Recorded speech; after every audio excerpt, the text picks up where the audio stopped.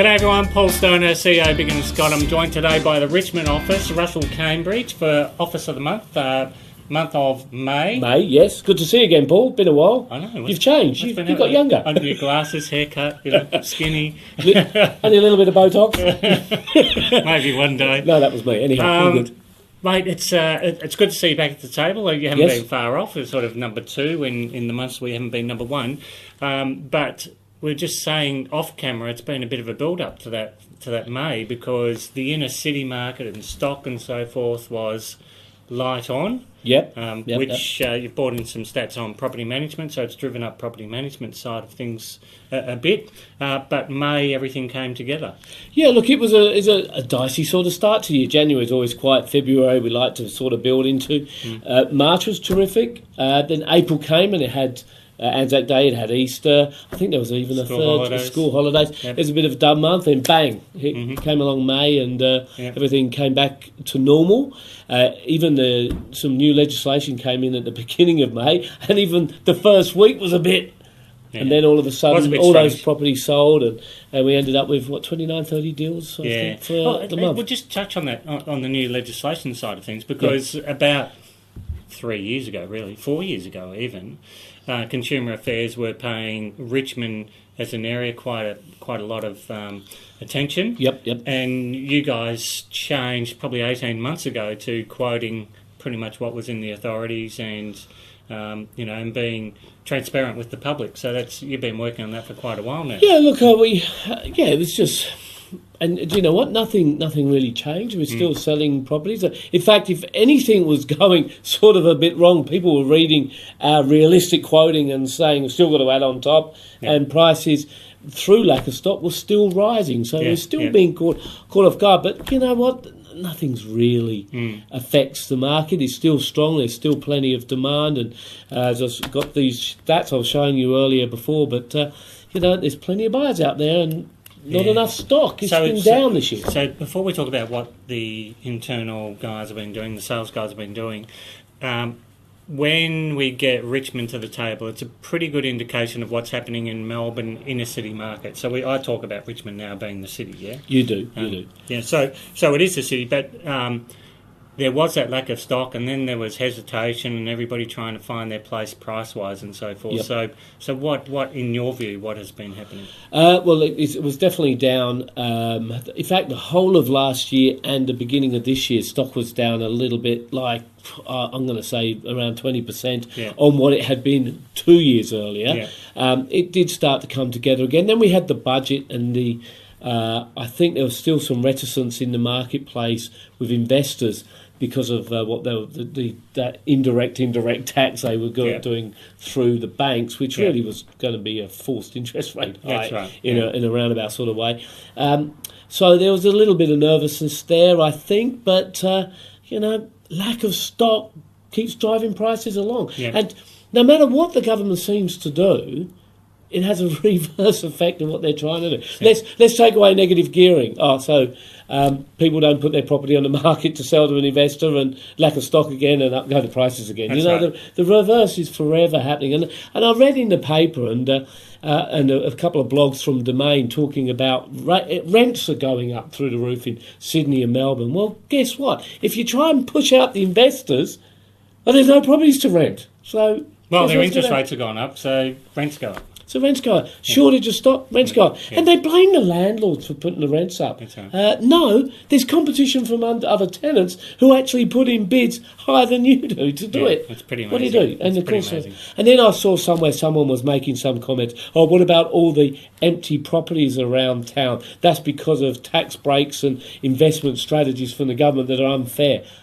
I think you're better off actually getting rent coming in than not. Yeah, just a tip there. Anyhow, my vent. Well, it's anybody that's not in the market always says, there's something wrong with the market. Correct. I'm waiting for it to come down. But so have you seen? And we're so close now to 1st of July. It's not funny, but have you seen already a reduction in, say, 1 and 2 bedroom apartments available, and people are thinking that we'll wait for the first home buyers? Oh, funny you say. Well, yes, I've actually. Almost the reverse. I've got people out there looking, ready to buy on the 1st of July.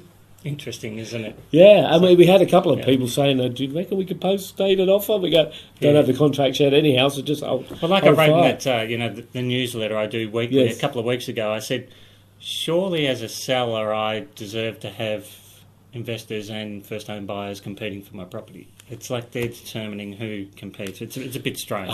Whatever the intention is, the reverse will happen. Yeah. It's just my prediction. So the sales team, things were pretty quiet. What have they been doing over the last couple of months to now have a great month in May? They've always done? Yeah, what they've always done, prospecting hard and not being targeting specific types of property. Yeah. We've been listing lots of apartments, listing houses as well, and the apartment market that's supposed to be oversupplied, it may be in the proper CBD, not in Richmond.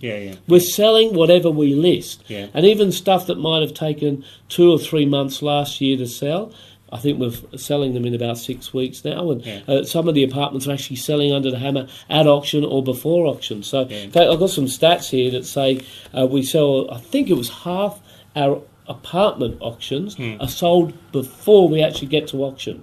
So there's a shift in that market as well. A lot of pressure. So generally, as an owner manager, sometimes it's difficult to control the sales guys during a quiet period because they start panicking. They don't have the same amount of listings that they had last year, or their pipelines it's shattered, whatever it may be. My guys are busier than ever through this period because we may have turned down a little bit of notch in the number of sales because of the stock levels, but we have got 2 people at every open for inspection mandatory. No one is allowed home on a Saturday until the last home has been shut in our neighbourhood. They're attending these other open for inspections, other auctions, and guess why? There's other sellers and buyers out there at the competitions, open for inspections, and I'm not saying anything. I'm not saying we're talking to them or anything. But you're adapting to the market too. We're out there in the marketplace being seen. And since we turn up the ante on Saturdays and say, guys, no one's to go home until that last property shuts the door on a Saturday, I don't know this coincidence, but guess what? Lifted.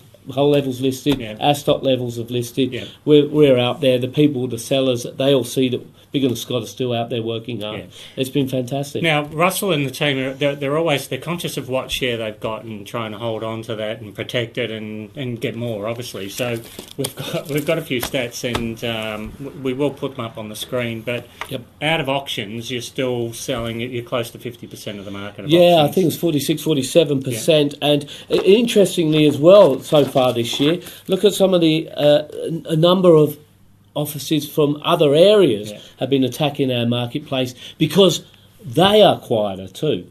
People think it's an easy area to sell in. Bring it on. Bring it on. It's like agents get lack of stock and they see something somewhere else and they chase it. They do. It's always been the case. But again, though, to the vendors,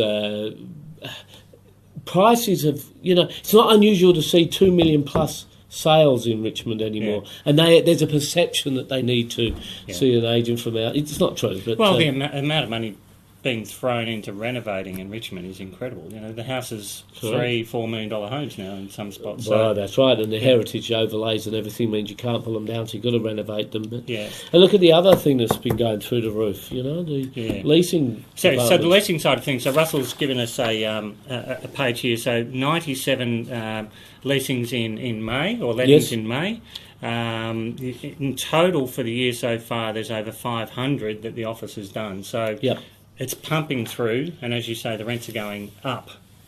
So it's still, inner city, Melbourne, the market is strong. As we keep on saying in the newsletters, the population is growing in Victoria. So, and if they want to live in the city where the jobs are, it's expensive, like any other country in the world. If they want to control affordability, supply and demand. Build more properties for us to sell. If you get anything out of this video, the stats side of things, we don't have time to put them all up there, but the guys know what is going on in any particular month, any quarter, any period where they're tracking within the area, and that's it's a minimum for a salesperson to work out your goals and then what you're realistically achieving and how many you need to list and how many sell. And you've got to know where you stand on the ladder, don't you? Yeah. Look, but it's motivating. Look, my point for the guys is success leaves clues. So if you want to ask the guys at Richmond what they are doing, ask for a copy of this because there's a lot of stats there. I'd be interested in sitting down watching you roll them out during a listing presentation. Correct. I might leave them there for them to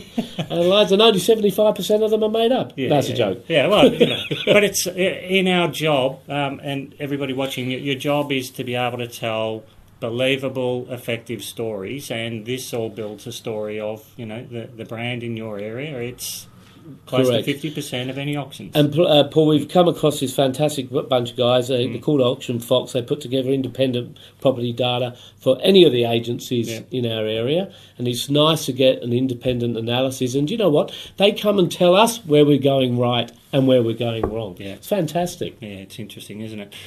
Mate, congratulations. Back at the table. Been a couple of months, been very quiet. Well, I've still got 40 plus auctions moving forward, so who knows? We might be back here next month or so. So June, let's talk about it. So we're in June. June is going to be a bit of a bumper month, I'm thinking. Yeah, no, about 20 odd auctions on the go, and then July's also busy as well. So we're just that's why Ed, Andrew and I, we're going to be running one day late to our retreat in July because we had a busy day on the 15th, as you can see here. So we're going to be flying out on the 16th of July to Vietnam. Yeah, fantastic. So if the market stops, you don't. Just keep on doing what you've been doing, and eventually either it releases or it doesn't. And that's, when I talk to a lot of people, an area, any given year will release about 6% of stock. So if you've got 20,000 homes, it's releasing 600. So it's all good. You just got to be there when they're ready. Absolutely. Thank you, Paul. Thanks for watching, everyone.